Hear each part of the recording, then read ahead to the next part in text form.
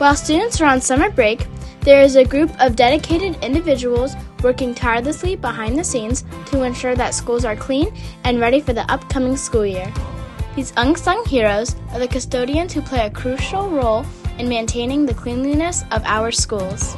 Custodians are the backbone of our school cleanliness, working hard, long hours to deep clean classrooms, hallways, restrooms, and common areas.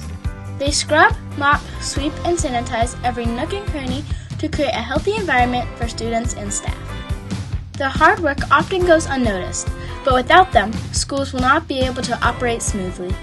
Summer break is a busy time for custodians as they take advantage of the empty hallways and classrooms to tackle major cleaning projects. From stripping and waxing floors to steam cleaning carpets, custodians are working hard to ensure that schools are in top-notch condition when students return. Their attention to detail and dedication to their work make a significant impact on the overall well-being of the school community. It's important to recognize the hard work and dedication of custodians, not just during summer break, but throughout the entire school year. Their efforts often go unnoticed, but they play a vital role in creating a positive learning environment for students.